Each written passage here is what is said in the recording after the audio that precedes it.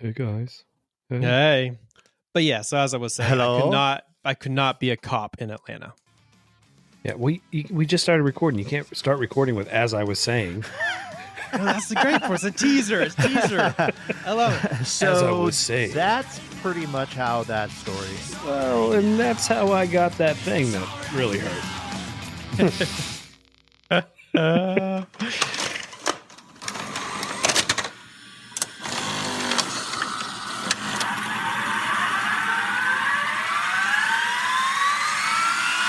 Created by human. All right, Josh can't be a cop in Atlanta. Yeah, there's no way I could be a cop in Atlanta. I mean, it's tough. It's tough. It is tough, man. It is tough. Now that we've got what's going on in Atlanta, I sort of follow it, man. I try not to really follow mainstream news too much. It's so depressing, but there's this thing going on now where it's basically like Copland. Oh, what? A huge Copland, like some Yeah. huge training facility that they're spending a tremendous amount of money on. And There's a property down in South Atlanta. It's like close to, I can't think of where it is, but it's a lot of acreage, and like half of it's they want to make into a park, and then the other half they're making into like a police training system or training center. And I know currently there's a commune there of like protesters / hippies. I don't know, and they're kind of they literally have created like a home, like a working commune on the property. But there's a lot of like old junk and stuff because a lot of the city like threw a lot of junk out, like cars and stuff. So it's just this kind of eyesore, I guess, for the city. But they're like, let's turn it into like a public park, not some kind of police SWAT training center. So that's what I heard. I guess that's why Josh can't be a cop in Atlanta. You know, It's just, people, and then I feel for people, but it's the mental problems and the struggles and I worked a little bit with homeless people. These people need genuine help. It's just hard. I guess the one thing that is concerning that maybe people are concerned about, and this is just me speaking out loud because I don't totally know, but I would be fearful of just we're getting more and more towards this militarized police force. This kind of just, where, man, if they've got the toys, but I can't have them type thing, listen, that's scary. Mm-hmm. I'm not going to freak everybody out, but if you guys remember the whole Nazi takeover, it was similar to this, where it was like, hey guys, yeah, listen, we love you. We love you to death. Literally. But you can't have guns. We're going to take care of you. So let's just give me all that stuff. And everybody was like, yes, we believe. Next thing you know, you've got nothing to defend yourself with, and they have all the power.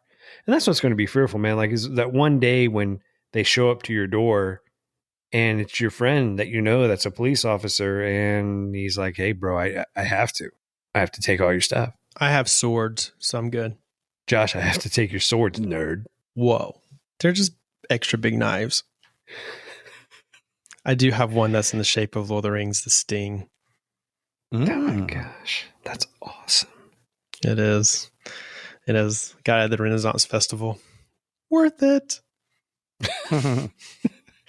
What was the price tag on that thing? It was only $50. I didn't get the $400 one. Okay. Yeah, it had the etched. Genuine. It had the etched inside the blade and everything, but the hilt was it wasn't etched and ingrained or with gold and all that. That was like the $500 one. I was like, my mom was like, no.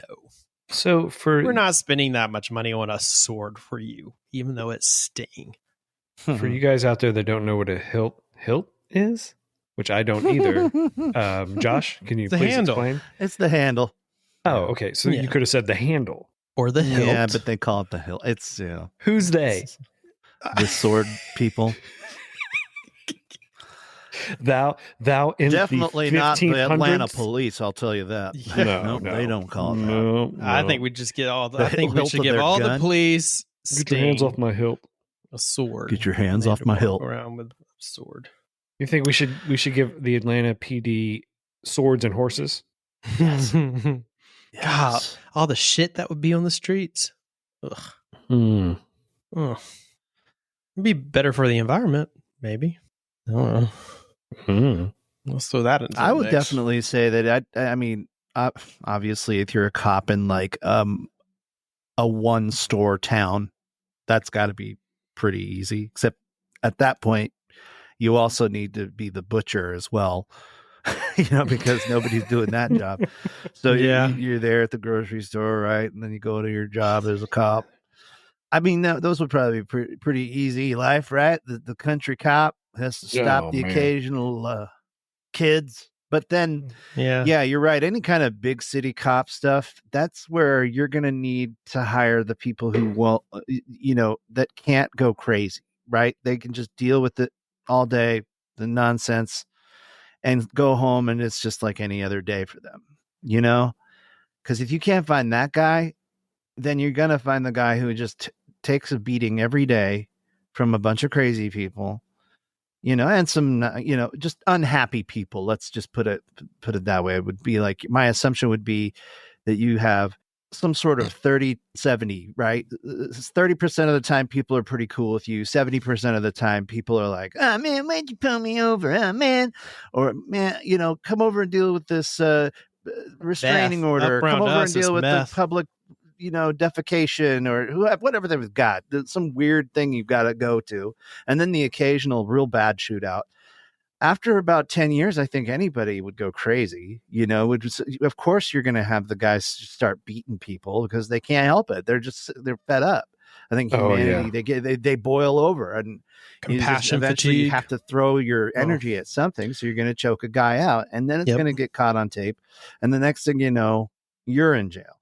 So yeah, I think being a cop, it should be like it's tough. It's got to be tough for being in that much energy, just waiting in that strange constant energy all the time. Yeah, it's constant. It takes a special being of humanity to just be like, nope, I can do it, and I go home and I feel good. And I don't know. My cousin's a cop, and I don't know if he's out on the streets much now. I think he kind of stays in. I don't know what he does, but yeah, for a while there, I'm sure he was out there, and I'd love to ask him what his. He's a security guard at a local Kohl's store. No, he was a cop in Bend, Oregon. I think he got in an accident, in a car accident in one of the patrol cars, and it was really bad. Like they had to get the jaws of life out to get him out, but he was fine. He ended up curling in a ball, and made it, but with like a little bit of injury here and there, but not much.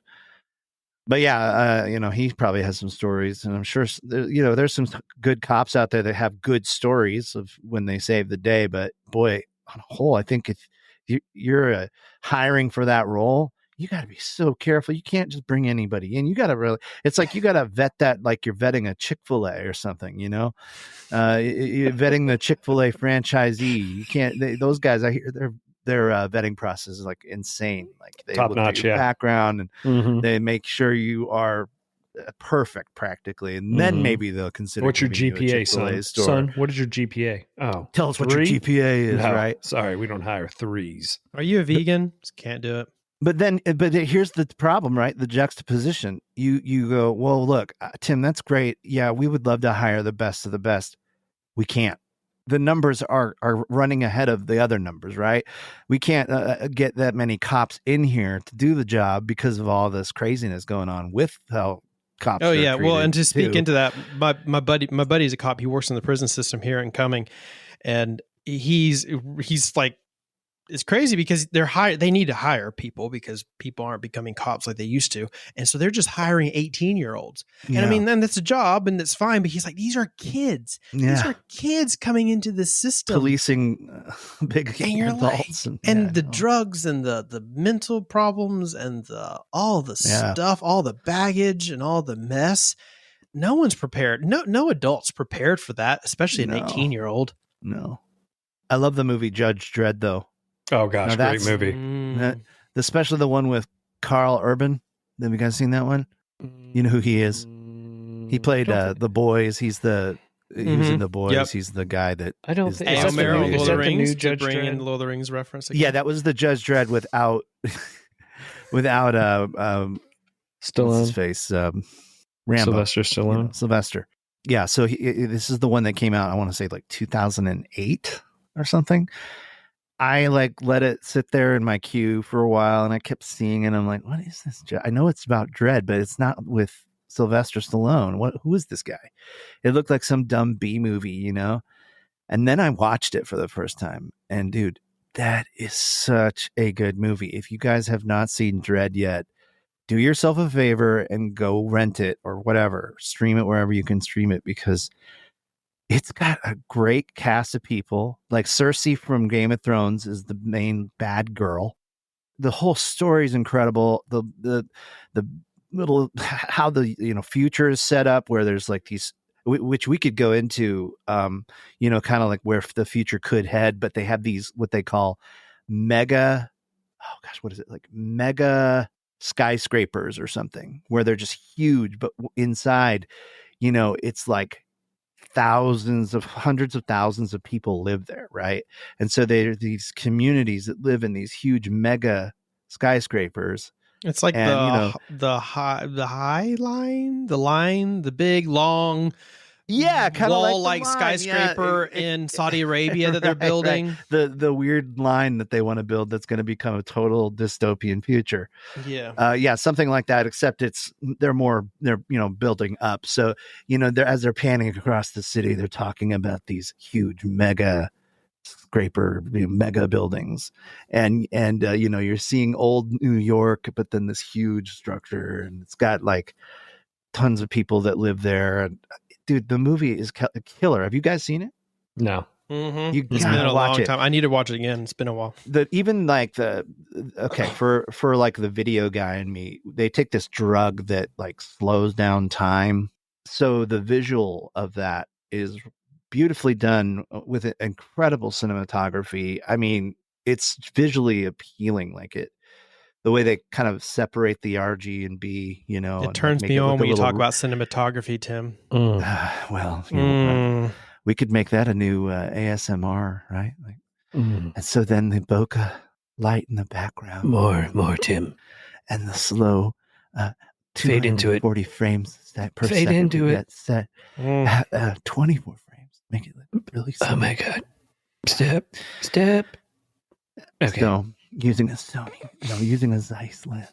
Oh, but great movie. But talk about the future of policing, right? I mean, they're basically what they're called is right. Judge Dredd. He's judge and executioner right then and there. Like that's the thing. It's gotten so out of hand in America and everywhere else that you just have to deal with the crime right then and there. And their jurisdiction is you were doing wrong. I'm the judge and the cop. Boom, you're gone.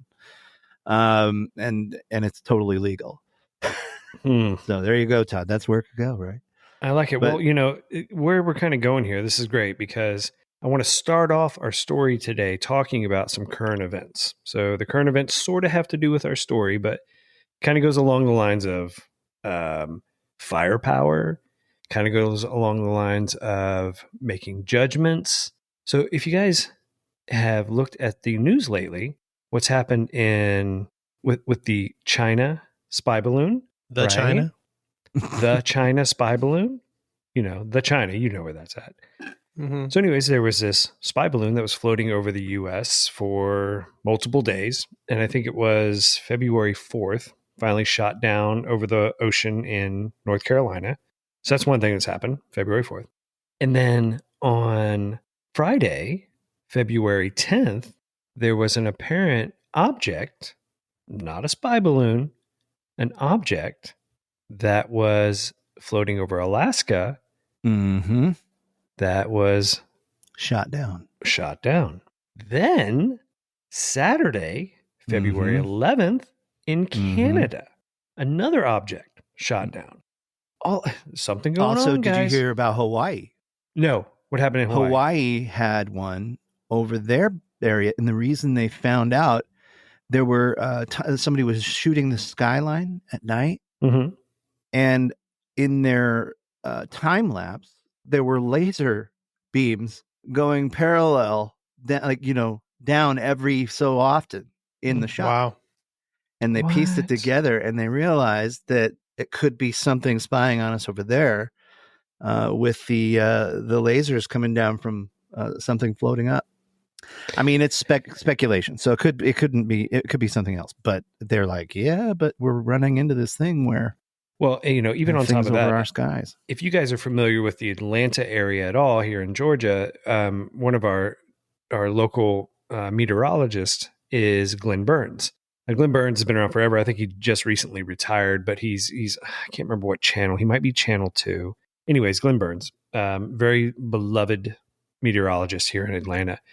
And for some reason, he is fascinated with UFOs. Like he on his social feed, like every once in a while, he's like, "Look, I don't know, I'm just saying," but he loves it. So, anyways, he had posted something recently, kind of with this whole thing going on with Alaska and Canada, that there was stuff going on in Mississippi and Florida as well. And he had posted a video in Mississippi of this thing that somebody had shot. It's just coming down, like just kind of floating down out of the sky. Now, if it's anything like what was in Canada and Alaska, these don't look like weather balloons. These have been classified as like a cylinder shape type object, almost the size of they say like a standard vehicle. Yeah, that's what they said about the thing that was shot over Alaska. It was the size of like a vehicle. Yeah. And they're glad that they shot it down over there because, one, it didn't hurt anybody, and it was out on frozen tundra. Yeah. So they're going to go out and look and find it. Yeah. So I'm interested to see what they find. They'll probably not find a thing. Right. Oh, guys, guess what? It was another Chinese weather balloon. Yeah, right. Meanwhile. So anyways, I thought that was very interesting stuff that's happening recently, that, more and more sightings are kind of being, I don't know, I guess, validated in a way that there's something strange going on.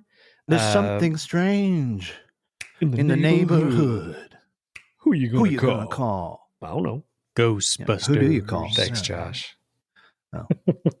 Well, and that leads me into today's story. Talking about UFOs. Yes. We're going to talk about the abduction of Linda Napolitano. Apparently, she was pulled up in a giant UFO, and there were 23 witnesses to back up. When was plane. this? We haven't even got there yet, man. Oh, I'm sorry. There's Tim again. What's the ending? Everyone dies. Oh. Okay. Podcast over, guys. Love you. Love you. Bye. Bye. I don't know. Let's see. Intriguing. Don't you want to know? Around 45% of Americans believe that UFOs exist and have visited Earth, while 25% believe that aliens have similar societies like humans. According to the Ipsos 2020 report, there are many victims who claimed to have been abducted by small, grade-colored humanoids called what, Tim? Gary? Garys. They're called Garys. Gary? That's Yeah. right. Yeah. Oh, Little no, you Gary. got to switch the R. Switch the R in the E. Grays. Grays, yes. Okay, good job. All right. And they're taken up into their spaceships for some experiments or mating. This part, I just love the mating thing. We've talked about on previous... I mean, who wouldn't love that part? I love mating. But we've talked about on previous episodes of, these kind of hybrid humans that have been created via aliens and the humanoids that lived on Earth. So I don't know, maybe the mating thing still makes sense. Anyways, among them was this lady, Linda, and her case is a well-documented UFO encounter. That's what it says here in this story, although I've actually never heard her story before. So Linda, who uses the pseudonym Linda Cortile, a young woman in her 20s, claimed that in November, Tim, 1989, she had been pulled by gray humanoids from her bedroom window while her husband was asleep next to her. Soon after her horrific event, she contacted Bud Hopkins, an American UFO researcher who even wrote a book entitled The True Story of a Brooklyn Bridge UFO Abduction, describing the UFO events that occurred on November 30th, 1989. Linda An Italian-American young woman said that on November 20th at 3:15 in the morning, she suddenly woke up, finding herself paralyzed, and saw 3 non-human figures, gray, in color, and with big heads, that were floating in her bedroom. Floating. That's amazing. She could not call her husband as the beings told her in their language to stay quiet. Shut up! Stay quiet! How would they say it, Tim, in their language?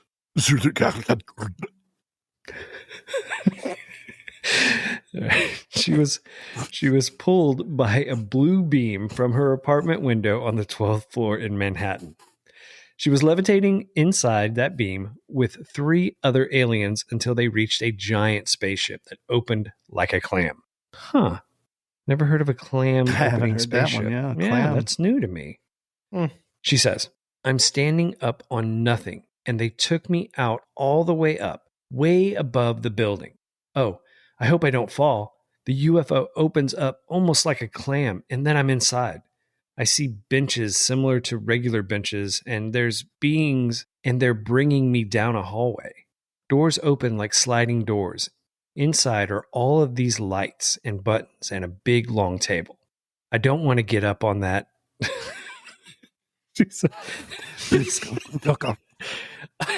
says, I don't want to get up on that table. Why? Oh, really? But I don't understand. Linda, I typically, when I'm brought into a room with a table, that's the first place I go. Get your ass on that table. Tim, get down. What are you doing on that table? Come on. I'll be up here at the table. And then she goes on to say, I didn't want to get up on that table, but they got me up on that table anyway.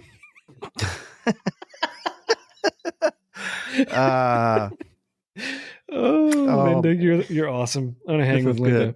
All right. Meanwhile, this poor lady, she's already been clammed, traumatized from being on top of a table, being eaten by a clam. Now she's on a table. It happens. Lots of lights. They start saying things to me and yelling. I can still yell. One of them says something that sounds like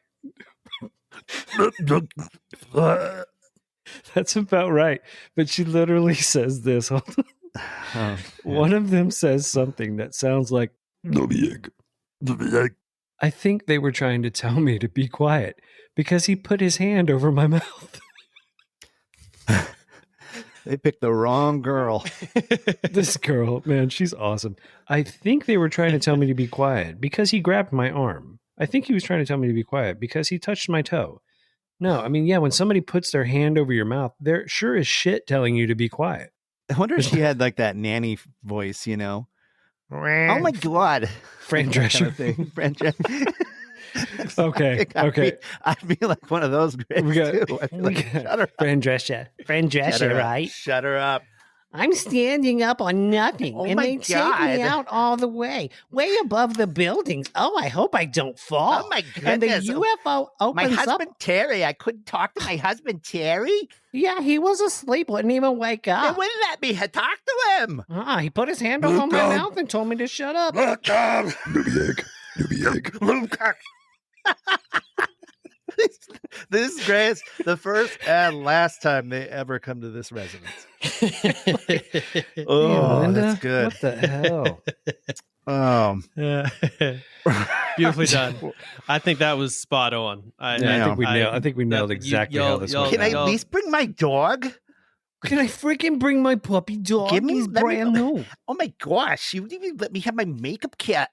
Is this a freaking clam? I'm allergic to shellfish. Dude, you're not putting me on this table. Oh, Hell okay, no. yeah, I'm going on the table. Oh, I'm getting on that table. Hold me back from that table. I'm getting on it. Cool. Well, wow. This. I'm getting on that table. Put my legs in that stirrup. Come on. Are you done inseminating me or what? I didn't even feel anything. Frank, get up, Frank. You're worse than my boyfriend Terry. Okay. All right. So Linda could not remember much about what had happened inside the ship, but she recalls some sort of medical examination that had been done on her. and she remembered that she had passed through some procedures. Besides, she remembered that one of the aliens put something in her nasal cavity. And the pain was so unbearable. Oh, freaking stop it. Get it out of my nasal cavity. And I'm starting to lose consciousness. God. Oh, freaking A. 3 hours later, she surprisingly found herself lying next to her husband, who was still sleeping. Interesting, she did an x-ray of her head, and the doctor found something strange lodged inside her nose. Terry stuck something up there. Maybe. This encounter was not just limited to Linda. There were other witnesses. 2 security guards, Richard and Dan, confirmed to have been watching Linda with the 3 humanoids. Hold on. Can you imagine Terry and this other guy? They're like on the 3rd floor, or they're on the 1st floor. You talking about building. Richard and Dan? Richard and Dan, excuse me. They're on the 1st floor, and then way up in the sky, they hear that shrill nanny voice. Let go of me. Let go of me. Luke Gug or whatever over and over again. Of course, they're going to come out from the 1st floor and look up and be like, "Are you seeing this dude?" They're like, "Please take her." Yes, she's gone. They're doing it. Should we say anything? Should we call this a win? No, we're good. We'll just let this one. Linda, let her go. Where we going? Richard, Dan, help me. Richard, Dan. Oh my God, you guys are the worst. Oh my God, I freaking hate you. So they're Richard, just... Dan, there's a clam up here. Oh my God, help me. You got any crackers? No, okay. Richard and Dan are just watching her being pulled away by the 3 humanoids into this large UFO near her apartment. Amazing. As one does. Yeah, who doesn't? Right. So one of the guards felt guilty for not helping her and even suffered a nervous breakdown. Okay. When you got to go up to Dan, you put your hand on him and you say, "It's okay, Dan. It's okay. It's out of this world. Man. It's okay. Nothing you can do, buddy. It's all right, bro. Nothing you can do, man." Oh, this is beautiful. Can we just stay on Linda? Just call this episode Linda. The Linda episode. What did we say? What are you trying to find, Todd? What you doing? So remember Bud Hopkins, right? So Bud Hopkins was the one who wrote the story. He wrote the story about her. So Bud Hopkins, he goes on to kind of say a bunch of stuff here. So this is, I guess, what he's saying. Saying there was an oval-shaped object hovering over the top of the apartment building 2 or 3 blocks up from where we sat. We didn't know where it came from. It happened too fast. Its lights turned from bright reddish orange to a whitish blue coming out of the bottom. Green lights rotated around the edge of the saucer. A little girl or woman wearing a white gown sailed out of the window in a fetal position and then stood in mid-air in its beam of light. I could see 3 of the ugliest creatures I've ever saw. I don't know what they were. They weren't human.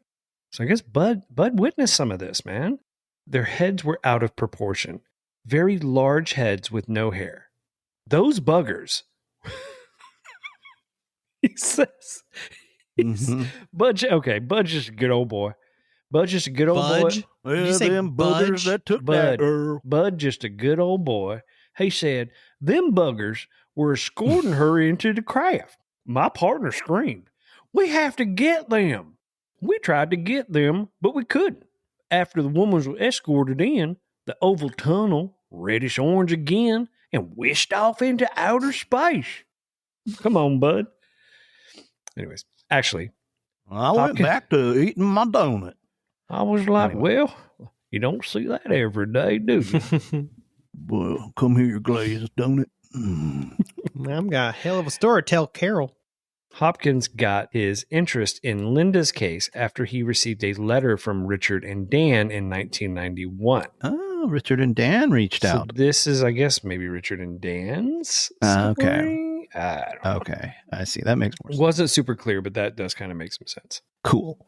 Upon researching more on the 2 men, Hopkins found out that they were the bodyguards of an important political figure. Hopkins reportedly believes that they were the bodyguards of former UN statesman Javier Perez de Cuellar, the founder and director of Mutual UFO Network, Walter H. Andres, strongly believed Linda's story and called it a definitely authentic case of human abduction by aliens. Rolling Stone gave it a 5 out of 5. Ooh. And the New York Times says, best abduction since 1987. Siskel and Ebert gave it 2 thumbs up. So Andreas said he knows what the ETs are after. They have been using humans to further their species.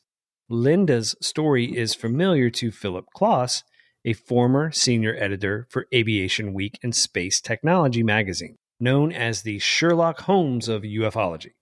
In his 1988 book, UFO Abductions, A Dangerous Game, Klaus describes the emergence of what he calls an alien abduction cult among UFO enthusiasts. The book examines numerous claims of ETs abducting young children and taking flesh samples, impregnating young women with alien semen, and then returning to remove their unborn babies for transplant to ET females. Ugh. It's intense. Anyways, yeah, so I mean, we've heard this all before, right? We've heard abductions, we've heard them testing, we've heard them impregnating women and then pulling the unborn babies and transplanting them into other ET females for.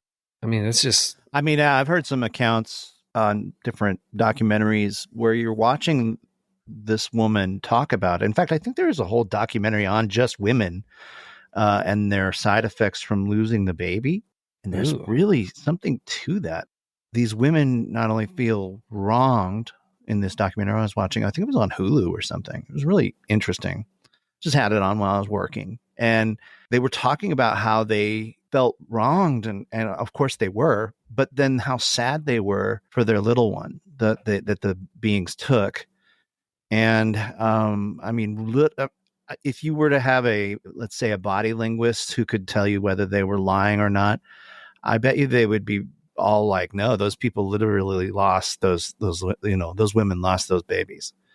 Now, granted, was it a miscarriage or something? Could have been on some of them, but I feel like a lot of them, these women never see no, a couple of them saw their child again in another future abduction, and they're able to like kind of visit with them and give them hugs, and they're just super happy to meet them. But they describe a lot of the kids having like less hair and darker, bigger eyes and stuff, and kind of strange, but they're still attached, being the fact that they're partially their mom.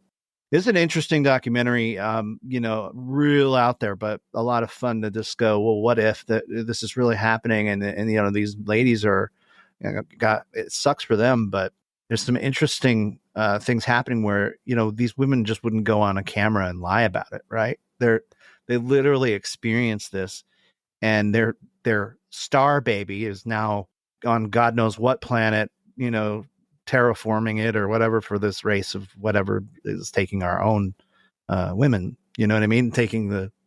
And doing this. So there's a lot to it. It's pretty crazy that it's a thing, but if it is, I mean, those stories and the ones I've seen, like, they're very believable. You can't just see you can't judge the person in the interview and go, oh, nah, they're faking it. You're like, no, they lost something. That kind of goes back to what we've talked about before, with making up some of these stories. Now, either you have some real mental issues that you have zero concern about telling a false story and being identified that way, right? As almost crazy. You're crazy, or a liar, or whatever. You're just doing this for the fame. You're doing this for the right. And I get it that people will do stuff like that. People have done stuff like that in the past. We know that they do, but I find it very hard to believe that on this scale that people do that kind of stuff. Right? I would never put something out that was totally fake out into the world, knowing it's going to get some popularity, that people are going to question it and scrutinize it. Right? I would never put that out there unless it was completely true, because at any moment I would feel like they could pick it apart if it was false. Right? Like, if I'm lying and it's not true and I'm making it all up, I know that at some point I would slip. I know that at some point somebody close to me would call me out. right? So Right. I don't know that I would ever put something out there that wasn't true. That doesn't mean that people don't do it. People do it all the time. I have a hard time believing that every single case that we hear of alien abduction or star children or indigo children or any of these things, I have a hard time believing that all of them. Yeah, there's got to at least be. There has to Yeah. be. The odds of it being all faked are pretty bad. No, yeah, there's no way. I mean, There's no somebody way. is telling the truth. There's got to be some truth in these, stories. I know that modern science might be trying to hold face and, no, we've never met aliens, because they have to. They're Nova and they're publicly owned, whatever. They're never going to come out and go, yeah, look, aliens. They're going to say, yeah, we might find aliens as a tiny microbe on a planet far, far away. That's what they're going to say. But we all know that mathematically that's insane. There's no way that the mere amount of stars that just exist in our solar system aren't inhabited. And we know we've already found several planets that could be inhabited by life. And yeah, okay, so if you're closer to, let's say we are in the millions of years, right, old, etc., billions of years old, and there are some races out there that were made way before us, then of course they're going to be a class, whatever, A system where they have the best tech and the best, resources and can go out all around the solar system and travel. I mean, this is just what happened for them. And, yes, they have to go great lengths to finally find the needle in the haystack, which is Earth, but they do. And they probably report back and they go, hey, yeah, there's this cool little thing happening there. These little beings living on it. It's neat. We should go check it out. Well, there's also that theory too. Definitely happening. Come on, don't be dumb. I mean, there's gotta be. Sure. And there's also stars that theory that, Earth is something very special, that, that it is kind of a ground zero of all these things lining up perfectly for life to exist here. I know, and as far out there as this may sound, I kind of believe that when we talk Ark and we talk Noah's Ark and we talk stuff like that, I believe that is the Earth, right? Do you think that every species originated here? I mean, let's get out there. I mean, we're talking about some weird stuff to begin with. Sure. Did every species originate here, or were species on other planets that might have been suffering or dying or whatever, or the planets or the solar system? Right, or whatever, I got you. Right, They brought to this. We found a place that can almost inhabit every life, every kind of piece. Every kind of life. Interesting theory, Todd. Right? It's a great. It sounds like a great movie, if you ask me. It sounds Certainly like a great idea for Almost an like- overarching. Almost like Prometheus, right? How about this? We're all just sitting here like do, right? It's only been what? America's only been around 200, 300 years, and it's the year 2050, and all of a sudden this thing shows up and just dumps a big old crate of new animals. Yeah, that's the story right there. And That's a we're fun all theory. Like, I like that. Dude?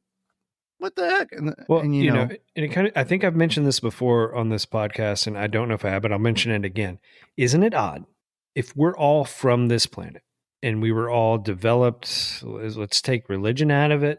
Let's just say we all were in the primordial soup, and we all created all these animals and all these plant life, and all this was created out of the primordial soup. Okay, let's say that that's the case. Isn't it weird that a lot of the human species on this planet, the one thing that sustains life, that one thing that brought us out of the primordial soup, the star in the sky, our sun, harms us so much? I mean, it brings life for certain, but think about what it does to us. If we've always known it and we're a part of its growth and development, why do we burn from the sun? Why do we get cancer from the sun? You know what I'm saying? Like, we should be integrated with everything here. Well, you could say the same thing about our saliva. Why can our saliva kill bacteria like dogs? That would be evolutionary smart. Josh, I mean, I think that's a great point, though. I mean, why do we have limits? Why are we weak? If we are this intellectual superior being on this earth, human beings, we are so intellectual that we've been able to control nearly everything. Well, if we're the superior being that rose above all in coming out of the primordial soup, then why are we still affected by it so badly? Why does the environment hurt us so much? We should be the top dogs, right? Like Well, we have, I think a lot of it has to do with maybe intellectually, but physically we're very limited. but that's my point. Not intellectually. Take intellectual. I mean, yeah, but if we're the top one, intellectually we've climbed out. But why are we not physically also the top? Why does the sun not hurt us? Why can't we just do all these things and they not affect us? You know?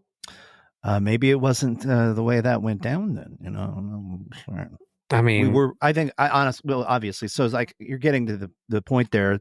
Either it's panspermia, where we were brought here in a petri dish and set afoot, and hey, let's see how they do, right? Oh, forgot about their sun. That could cause some problems. I guess here, help them invent SPF 50. But I mean, either way, I don't tend to believe the primordial soup. Obviously, it's just how I lean. I think that's a little too crazy for everything to have just lined up perfectly. It's like, what are the odds? And to continue lining up perfectly. Yeah, I don't know. It's just for a while before it became. That's like it's like. I mean, I have an easier time believing a guy 2,000 years ago came and said he was God and man, and that he died. It's just easier for me to believe that because people were there and witnessed it. Whereas, something as a theory, and probably a great theory, it's still like got some pretty big holes in it. And I think even Darwin would say that. I think, he'd be like, it was a theory. I'm stupid too, so I don't know much. I think Todd, like I'm sure what you're bringing up, some scientists could like Bill Nye it out of existence and be like, oh well, no, here's what they found, But yeah, I think your question's interesting. I think why weren't we? Well, why didn't we have acid for blood and face hugger babies and right the xenomorph, the perfect species. I don't know, but it's very possible that you're saying the Earth is the ark. I mean, it's not an interesting sci-fi notion. It's cool. It's a cool idea. I definitely think it's a fun place to play, but boy, yeah, I don't know. I mean, as far as your question about the evolution of things and the thing, you got me stumped, dude. I mean, who knows, right? Who knows? I just even in our story that we're reading today, how these aliens came, and we hear multiple stories like this that they ran these experiments on humans. I don't know. I mean, it all kind of makes sense to me if this is actually happening, that it might be true. And the reason I say that is because if other species are coming here, and they're like, well, I wonder how they're doing now. I mean, they've been here for millions of years now, the humans. Mm-hmm. How are they doing? How are they doing? I mean, things have changed in the millions of years since they've been here. The sun's changed. The landscape's changed. The oxygen amounts changed. Right. The heat. So how are they doing has changed now? What's it like with their diet now? I mean, they're eating differently than they did 50 years ago, let alone 1,000 years ago. What's that like? So here's a gray on the spaceship. Dude, these guys got to stop eating McDonald's. It's getting harder and harder to get the fetus out of these ladies. This McDonald's stuff's got to go. We got to get rid of that train. Real quick question, Z-Bob. How much weight did we say that a bone structure of a human can maintain? Yeah. Do we need to up this? Because things are changing. I mean, we've all heard some good theories about like aliens with the time travel, right? Like the future is so grim that our genetic evolution has changed so much. We can't grow hair anymore. It's horrible. We can't mate. We've lost our genitals. We've got big, huge eyes. I mean, this is far into the future, but at least we can time travel back and, find Linda, who had real fertile hips. And we can take her on board and get her genome back into the mix and save the future. Maybe that's what's happening, right? Who knows? It's a crazy world out there. Again, if you're listening, aliens, the best time to reach me will probably be at 1:00 in the afternoon. I have a cul-de-sac out front of my house. Land right there. Come knock on my door like a normal person.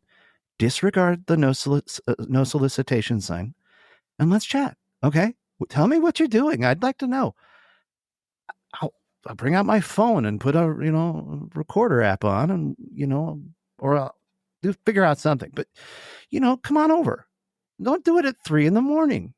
like you did to Linda. Stop this 3 a.m. bullcrap. Do you understand? We're sentient, okay? We're not just dogs. Like, we may be a little frightened, but you're getting us at the worst time of the night. I'll say it once. I've said it again. Stop it. I'm right here, 1:00 in the afternoon. It's the best time to reach me. Come and land there. I'll put on some stew. Noted. Nice. Yeah. Noted. I'll keep that in mind, Tim. Will you please? Yeah. Enough with the 3 a.m. crap. Stop it. And be nice for a change. Jeez. You might be advanced in your flight, space flight, but you're horrible with your timing. Get a watch Not already. with timing, but you're terrible with your get hospitality. Rude. You're drugging us and throwing us on your ship. I'm not getting on that table. I'm not getting on that table. Can you at least let me get you lunch first? And then we'll talk about the table? Friggin' A. Mercy, aliens. Friggin' the worst. Have Am some I right? patience. Maybe they do things at night. Maybe like the 3 a.m. They don't understand our time. They don't understand our time. They don't understand. Yeah, they don't get like they They're don't just even like, have wait. night. So They're if just you're like, at one part of the Earth and then you go to the other part of the Earth, it's a different time. That maybe that's it. Okay, I'll give them a little grace, but this time, if you're looking at the Earth and you see the sunlight hitting my side of the Earth, land, and then we'll talk. Okay. Eesh, not this, oh, look, the sun's not hitting that part of the Earth. Let's do it secretly and pull Tim out of his bed. That's not cool. Man, rude. I don't know. You got to be careful. I mean, even in the middle of the day, you might have like an Atlanta cop shoot you because, they're a little too aggressive. Yeah. Ooh, I mean, dang, Josh. I mean, that's what I'm saying. Yeah, but I mean, our little cul-de-sac's pretty quiet. Although, I mean, don't they have like cloaking devices or something? Anyway, just land in the cul-de-sac. Invisibility cloaks. Yeah. I'm sure nobody's going to touch your vehicle. Maybe, I mean, if they do, we'll just run back out to it. No, I'm touching it. I'm jumping on board. I'm the guy who would go on board. You're Travis Walton. To You'd look. be under the... Oh, yeah. Yeah, You're totally to right look at there. it. We'd be And then like, all of a "Josh, sudden, no!" it's like taking me away and I'm being placed on a table. Do you really think you would? I don't think you would. I think if you really were there, I mean, I'm being brave enough to invite aliens in the afternoon. I probably have a little pee or poo in my pants, honestly. I don't know. I mean, if I saw something, I mean, I have seen something in the sky and I've sat there and just watched it and it took off. But let's say it didn't take off and it started coming down. But I don't think I'd run, dude. I don't know if I'd run, but I don't think I'd leave because I would be like, oh shit, this is happening. Oh my gosh. Yeah, I don't know. I mean, so here's the thing. If the creatures came out of the vehicle, what would you do then? The big tendrily, all you see is their silhouettes. I think you're right. I think it depends on how they looked. If they came out like with tentacles and stuff like that, I think I'm out. I think, slime and tentacles. Yeah, I'm try to out. work with anything that has a weird mouthfeel. Yeah. Anything with a weird mouthfeel. Yeah. If they come out and they look like us, Yeah, I mean, if they're the Nordic look ones like us, dude. Not even Nordic, but let's just say they're more humanoid, right? Arms, legs. They got digits. They got fingers, digits, arms. right? Yeah. I think I'm hanging out. If they smell kind of bad, I might be. Well, I think I'm still hanging because I can't do that. Yeah. That's not fair, right? I mean, from that's two true. different parts of the solar system. We probably smell bad to them. I mean, we could, man. But I think I'm hanging out, right? Okay. I think I'm hanging out to see what happens. But the second they Mars attack and zap somebody, I'm out. Oh gosh, yeah. I just hope it's not me. But no, I really do think. I think I'm hanging out, dude. I'm watching what's going to happen. Okay. I mean, are you running? Be honest. I've already invited him over for coffee, so I'm really trying to put my brain Hey, there. Tim, like, ring. Hey, Tim, you wouldn't believe what I just saw. Oh yeah, they're inside. They're sitting on my table having some stew. Okay, Tim. They don't like stew. Yeah, they really don't like Tabasco sauce. Linda, and she did have a Nanny Fraser thing going. Tim, you're inside. You're working. You're down in the basement. You've Dogs turned go on. freaking crazy. Well, hold I on. hear them hold on. Yeah, upstairs. but, Okay. but before even that happens, you're playing pinball on your pinball As machine. one does. As one does. Yeah. You're having a good time In my right? house. Mm-hmm. All of a sudden, somebody rings your doorbell, right? And you get the Ring camera or whatever on your thing. Don't you have go, it, okay. but okay. I can okay, look let's out say the you window. do. You do in this scenario. Okay. You've got some type of Ring camera. Okay. Sure. All right. So it rings, right? You go, oh shit, who is that? So you pull out your phone. Thank God I have this Ring app. Yes. Pull out your phone. Sponsored look by at it. Ring. And it is 2 grays at your door. What do you do in that very moment? I go upstairs. They're not saying anything. I'm going to try. I'm going to just go, holy crap. Keep it together. We're talking to people from outer space now. Just get ready. I guess I go up and if they're parked out in the cul-de-sac like I asked them to, I'm going to bring them in. You can bring them in. Might as well. You can bring them in. I mean, come on in. They asked nicely. I mean, why not? I think I would have a picnic. I'd be like, let me get the blanket. Let me get the blanket. I'll just go outside. What if they start talking to me via telepathic? I mean, I'm like, oh yeah, come on in. What the heck? Let's talk. What do you got to tell me about? I mean, I'd love to hear what your side of the story is here. What if they were like, have you heard of our Lord and Savior? Zigzag. Zargan. I mean, actually, if they told me they had a Lord and Savior too, I'd really be into that because I'm so gullible like that. But no, I think it would be fun to talk to them, and I mean, wouldn't anybody if you were? I don't think, especially if they were nice enough to ring my doorbell or ring my ring. That's fair. Yeah. If they're gonna ring it, unless they had a big weird mouth thingy. No. I mean, well, okay, yeah. If they're slimy, I mean, that's going to be a hard one to explain. Teeth. If they're predatory, I mean, that'll be harder. But again, they rang my doorbell. They're obviously here to talk. Mm-hmm. I mean, they're not. If they shake my house and scare me with lights and vibrations, it's just like tapping the goldfish bowl. Who wants that? I don't want that. Just knock on a door like a normal humanoid creature and come in. Then we'll talk. I'll try to get you something that tastes good. I don't know. What do you like? Cinnamon? Yeah. What do you like? Cinnamon? Sugar? Brown sugar? Is that good? You eat sugar? You guys eat sugar on Zignog? Here, try this. Pizza. God, next thing you know, you're gonna be sitting on your couch eating pizza, drinking beers. Yeah, having a good time. Having a great time. Oh my gosh. Then I go, I was playing pinball earlier. I can just show them how to play pinball. Would you tell them, hey guys, I've got like 100+ games on this digital of pinball course, table. If they want to get down there and play Contra, I mean, I'll have to explain to them while I'm shooting the alien, but I mean. Yeah, that might be confusing. Heck, wouldn't that be weird if they were playing Contra and they're like, what? That's Jerry. You're shooting my buddy Jerry. That's him. Anyway. Well, I don't know, Todd. I'm trying to be a brave enough boy to do it. I'm putting my mind there. Like, if I'd rather not have the invasion scenario or the, oh my gosh, I'd like to have the peaceful, hey, come on over, like any normal person would. Okay. Well, that's what I want. All that to be said, the stories that we were talking about earlier that have happened over this past weekend with these objects being shot down. Let's say that these objects are actually UFOs. So what happens next? Right? If this is kind of hey, let's get in there and talk to these humans, but our response is nope, and we shoot them down, what happens next? I don't know. I don't think they're ringing doorbells. No, I know. I think they're firing up their photon sometimes lasers. They get through our airspace just fine, obviously. Yeah. Well, yeah, I mean, there's other stories that you hear of them, when we would fire up our nukes, that they would shut them down. So it's not like they can't. I don't think that the things shot down were anything alien, personally. I feel like those things were, I mean, maybe they were, but I doubt it. I'm pretty sure, 99.9% sure they were man-made, and they were along the lines of kind of what's happening.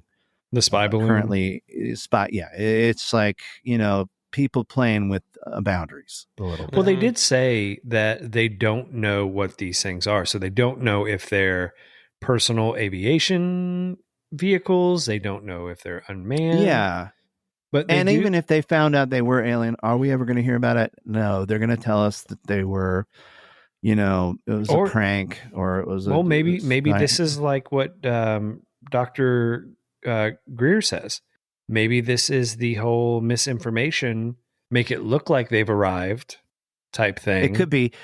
But don't you think it would be a bit more numbers of those being shot down first? I mean, don't you think it would be like, oh, wait, we're getting a whole lot instead of just 2 or 3 in the news and then it's over? I don't know. You know what I mean? 2 back to back.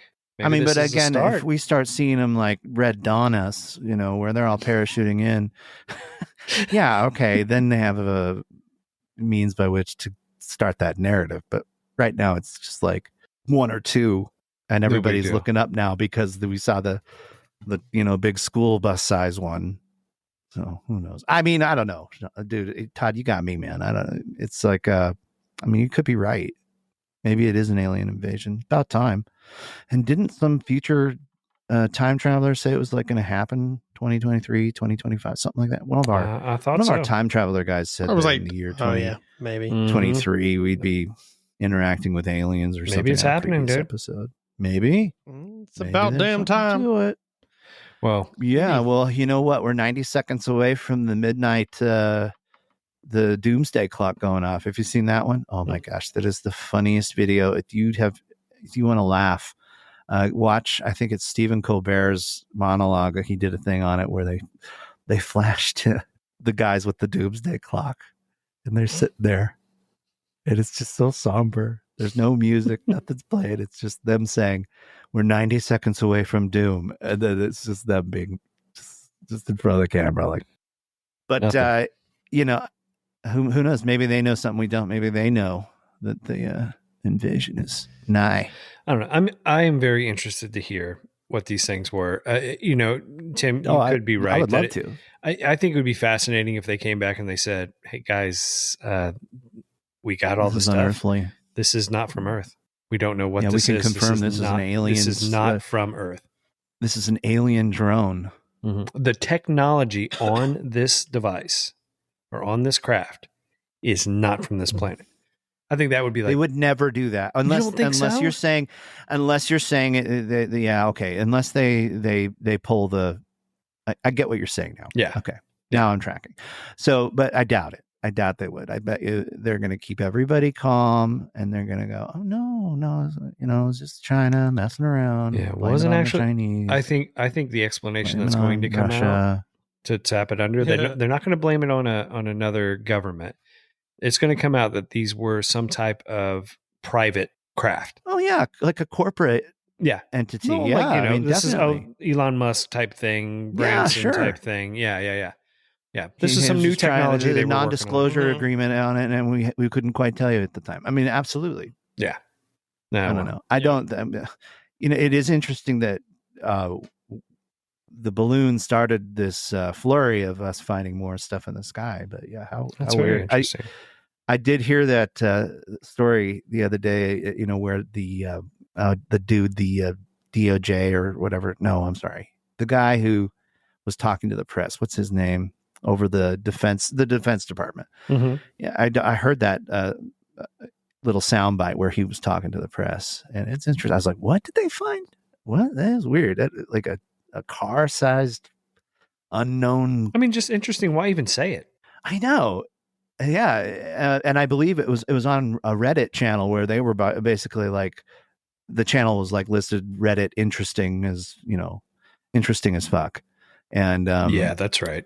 But yeah, they had that clip on there, and I didn't know that had happened. I thought, what? Oh, I mean, that is a great point, though. I mean, why say anything, right? If there's no actual video of this thing and you've shot it down, why say anything?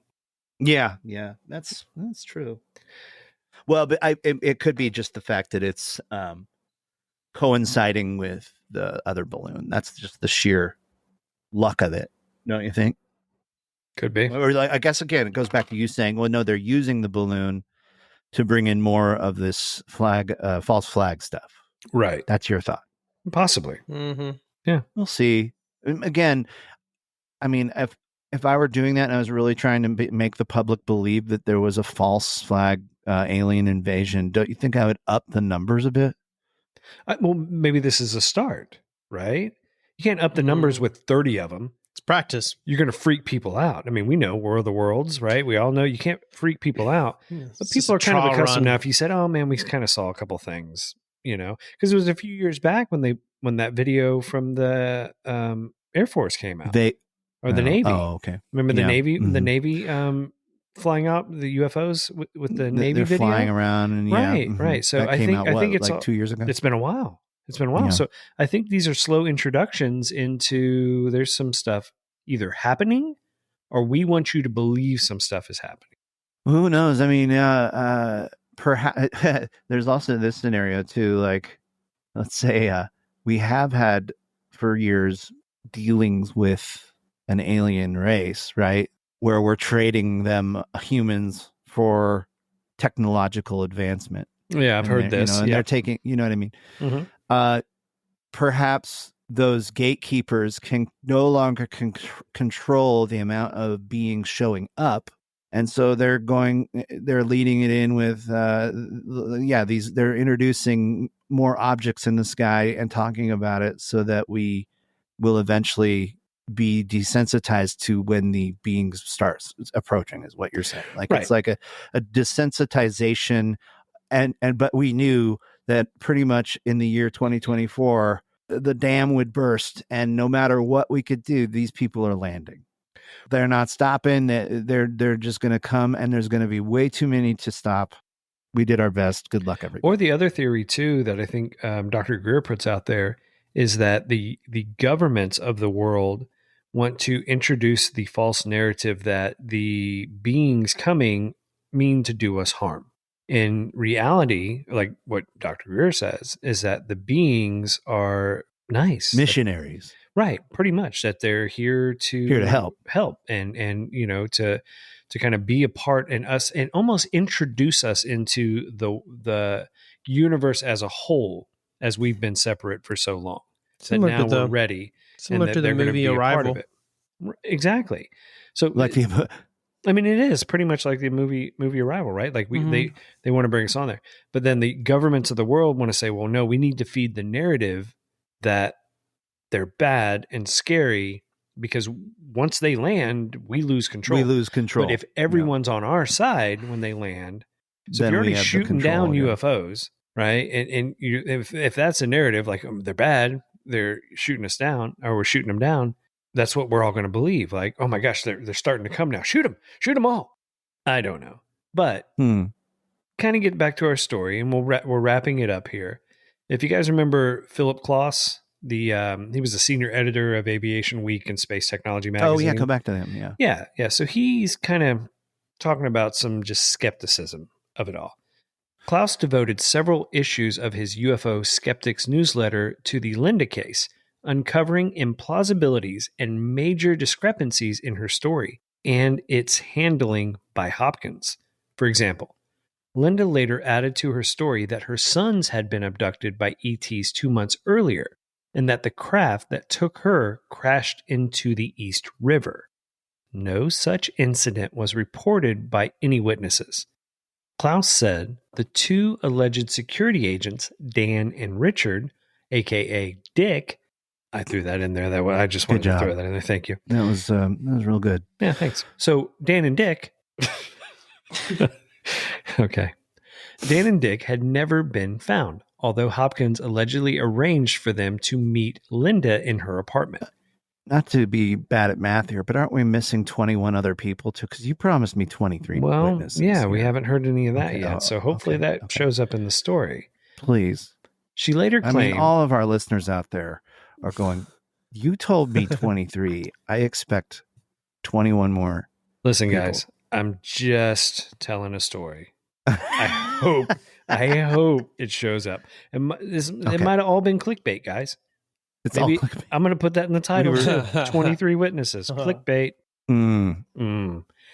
Linda later claimed that Dan kidnapped her from Manhattan Street and took her to a CIA safe house. And Klaus said Hopkins claimed to have received a letter from the third man who witnessed the incident, the world leader who refused to step forward.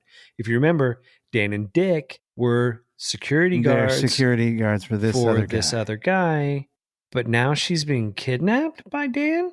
Okay. Todd, is there any ads for like, liver cancer symptoms? Here it is right here. Okay. Tim, have you ever tried to figure out how to enlarge your penis?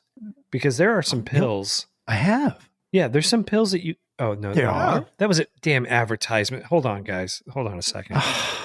Let me get. You back had to me. this. What? What do I do? You take these pills and your penis gets bigger. Oh, Thank okay. goodness. Yeah. Oh, Finally. life will be so much better. That is so wonderful. Yeah. Sign me up for these pills, Todd. Oh yeah, you're gonna have a big schlong. Can't wait. Does anyone say schlong anymore? I don't think so. Bring that back. Well, you did. Hell yeah, schlong. Anyways, so Hopkins reportedly believed it was Javier Perez. If you remember, he was the guy. He's the world leader. The world leader guy. Who was what a name. Javier Perez. Javier Perez de Culler. Cellier. Javier Perez de Cellier. Man, it's like Kaiser Soze worthy. It is. Close. Yeah. So good. So I'm already in fear. Hopkins believed that Javier, who was a security general of the United Nations in 1989, and I don't even know if this is true. We should probably Google this real quick just to see if this is even true. Google it. I'm Googling it right now. You guys Do ever it. use Google? No. Oh, I'm using it right now. Let's see Do here. In office from 82 to 91. Yeah. Secretary Good for General him. of, yeah. Man. He's a long legit. time. Okay. So part of this story is true. This guy's legit. All right. Whew. So despite mounting evidence against Linda's story, even some MUFON members were skeptical. Andreas called it a case of the century. However, there is much skepticism about Linda's case. Some people compared it to the science fiction novel Night Eyes, originally published in March of 1989. But at the same time, there are 23 witnesses who saw this strangeness that night. 2 of them are Dan and Richard. And the best part of this story is that's how it ends. It ends with the clickbait, guys. Who are the 23? Ugh. Listen, no, it's not even 23. We just need the other 21.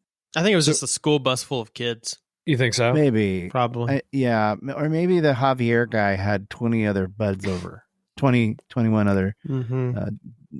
Wait. No, wait. Hold on. No, I'm sorry. We do have 3. So we just need 20 more.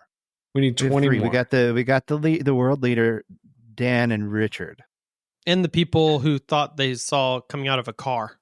That was Dan and Dick. Oh, that was the same. Okay. Yeah, no. So we've got the dude Javier, Dan, and Richard.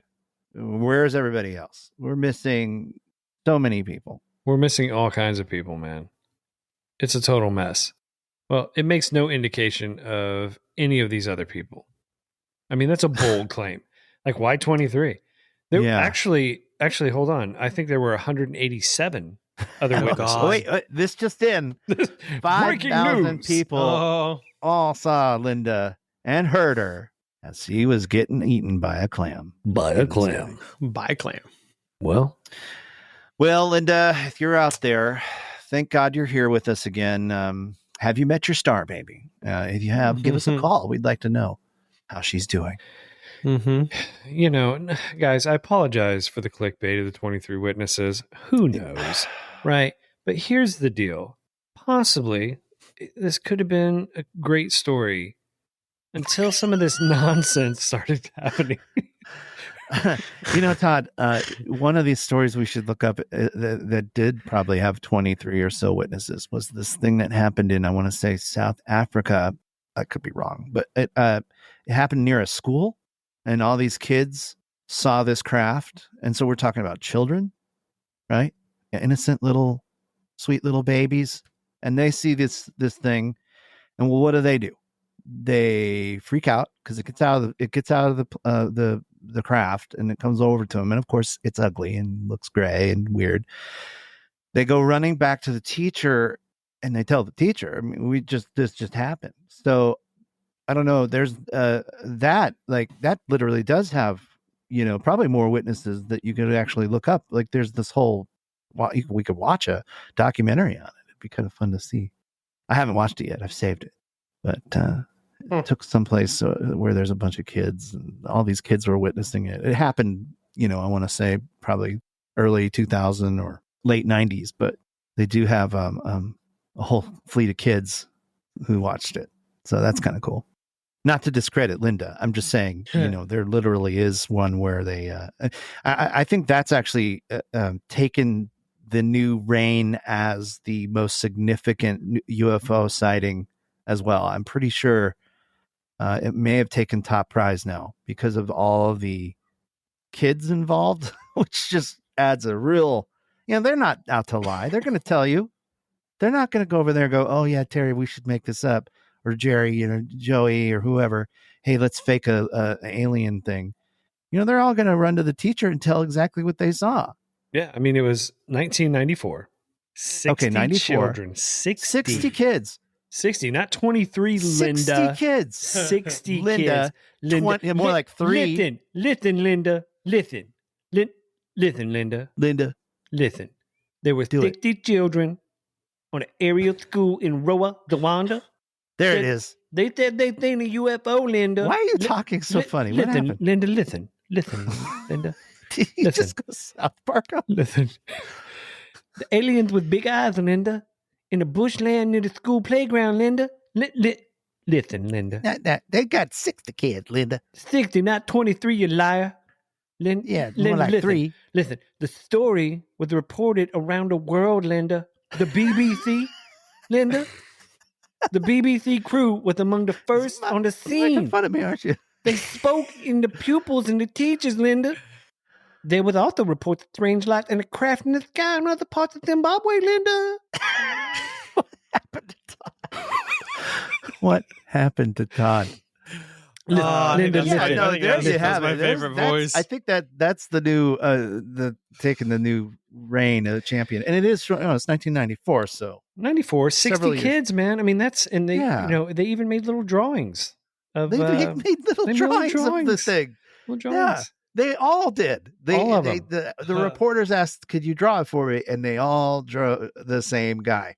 So I mean, that's kind of amazing. That's kind of amazing. If you ask me, that's the most innocent little beings among us going, dude, we saw that. And they're going to talk about that for you. I bet you we could go back there and there's still 25 kids alive today that could tell you, oh, I was, still beating Linda's 23. Heck, I'll even guess there's probably 40 kids alive today that could tell us about there. Oh. Well, just so you guys kind of understand where I was going with that. Linda, listen, Linda. Linda, listen. It was a funny video. And I would love to play you had it a for video? you. Yeah, I would What? love to play this the soundtrack. Are we going to for be you able guys. to hear the audio? I hope you do. I mean, hold on a second. You're trying to make it work? I'm Is trying to make it Riverside work, FM guys. gonna Hold be on a okay? second. So so it comes from a funny video of Linda. Listen, Linda. Oh, I see. You were okay. Listen to me. Like I do this all the time. And if I go out at the house with the door, Dad has his toys, and then Dad has all his toys. Okay, but I have to yell at you guys. Okay, Linda, listen, listen, Linda, listen. Okay, what? Like everything they do at this house, you can't trust everything at Grandma's house. Okay, Okay, then what? then you're not listening Okay, to then me. what? Then you're not listening to me. I asked you not to do something. Linda, but listen to me. Look at, if you do something, if you get that bird thing off, you're gonna break it. Okay, but I'm letting you know But that you Linda, cannot. no, I'm. Linda, look it. You're not listening to me. Linda, Listen to me now. Listen to me now. So anyways, No. I got you. It's Linda, I listen. see. Linda, listen. Oh, that's funny. I so- probably have seen that. I just Oh, so good. Anyways, Linda, I'm calling you out on this one. I don't believe your story. I don't think it's true. this one was created by Linda. human. Yeah, listen, Linda. Linda, the guy. There's no Yeah, 20. the name of this Yeah, there ain't no episode 23. is created by Linda. Yeah, Linda. Created by Linda. Linda, I think we're all in agreement here that that you made this I don't jazz know. up. You read too many books about it, and now you're trying to make your own book. What is it? Night Eyes? Night Eyes. I don't know. It's a very interesting story. And, I do say I don't know if I buy it. I don't know if I believe it, but I do find it interesting. But that, Linda isn't alone either. There are other stories that even if Linda's wrong, it's like we've said, if Linda is pulling our legs, there are a lot of stories out there where I'd go, I don't think they are. This lady is traumatized and has actually met her star child. Yeah. For every Linda out there, there's 3 or 4 actual accounts where they're like, oh, this happened. And so I don't know what to tell you. I was chosen. Well, Linda, listen, you were wrong. Either some of this stuff is true and the stories get kind of mixed up and, and that leans towards, man, that doesn't make any sense. This could even just be a story where like the 23 witness clickbait thing was actually true, but it just didn't make it into the story somehow. Yeah, they didn't know how to work it in. They didn't know how to work it in. Like, who are you going to list everybody? I don't know. Just a funny number. Oh, well, it was about 23 people. I don't know, 23. I thought we were going to have like, there's some, Linda was out with some campfire kids. They're all out like doing camping stuff. And, all 23 of them saw her ascend into the sky or something, like, holy crap, where's my s'more? Starts lifting up. There goes Linda. Mm-hmm. Now that would be significant, right? Like some sort of weird summer camp nightmare where like kids are out doing the last night of bonfire bonding and singing songs and crying about the fact that they got to leave tomorrow, and then the camp counselor gets taken away. That'd be pretty crazy. Anybody got a story like that? You give us a call. Hit us up. Yeah, You find let's do that one. You let us know. You let us know what's going on. But I definitely think we should look into this story about one day look into the story about the kids in Rwanda. I just told you the story. You remember, Linda? I know, but were you not listening, Linda? Here we go. Listen, Linda.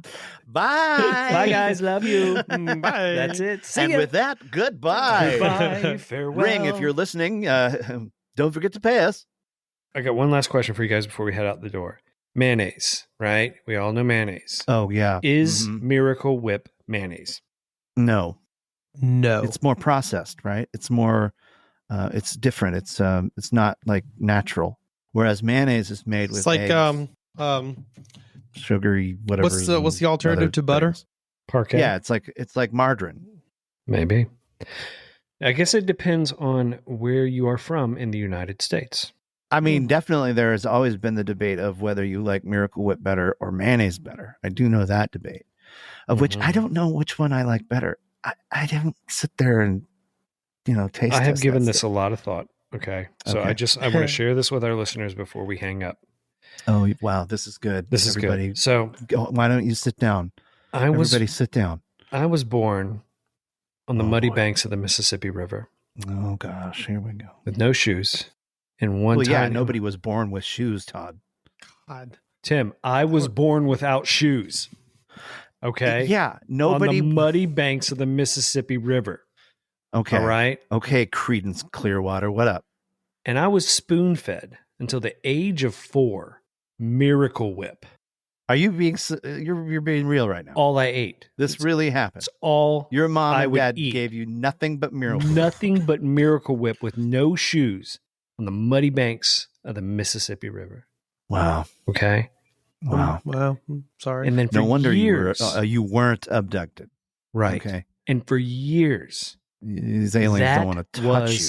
Mayonnaise. Miracle Whip was mayonnaise for years. I got you. Then I got married. You were lied to. I was lied to. I was lied to. And then I got married, and my wife said, "What the hell is wrong with you?" And I said, "For one." Well, she says that on a daily basis, doesn't she? I said, I swear to you, that is mayonnaise. And she proved to me it wasn't. And she introduced me to mayonnaise, Hellman's. And you said, why? I said, oh my gosh, okay, this is way better. Oh, really? But interesting. This is an interesting take. So this is where it flips, right? So then now mayonnaise is mayonnaise, and I put it on sandwiches and right, things like that. as one does. But here's the thing, I though. said that 4 times Miracle already. Whip still has a place in my life. Now, if you remember, spoon fed it until the age of 4. No shoes. Muddy banks of Mississippi. Where does it have a place at in my life? Deviled eggs. Miracle Whip. Well, I could get that. I get that. And here's the reason why. Yeah. A good deviled egg. A good deviled egg has a bit of vinegar in it and some sugar. So Miracle Whip Perfect. does have both of those. It does. It's right. It's more vinegary and more sugary. Yep. Which is why a lot of people hark on it. They're like, oh, it's too sweet or whatever. Right. So I wanted to give you guys all that. It has nothing to do. It's just like the 23 witnesses. Enjoyed the childhood Doesn't make memory sense there. with anything. Yeah. I can't wait till we talk about the 2 witnesses. Oh, I bet you can't. That one is definitely a story worth talking about. Well, do some research, Tim. I'm going to leave that one on you. No, you do it. You do it. I like when you I do like it. when you do it. You do it. You do it. Okay, I'll do it. I'll do it. I'll do it. Listen. Okay. Thanks, Josh. All right, guys. I love you. Love you. Thanks for spending your Adios. time. Take care. Bye. All right. Bye. Be sure to subscribe to the Created by Human podcast. Leave us a review. Follow us on our socials at Created by Human. Head over to createdbyhuman.com for additional information. Sign up on our mailing list and check out our Created by Human swag. Does it just sound like gibberish? We'll be back next week with an all-new story that is sure to make you question, is it true or was it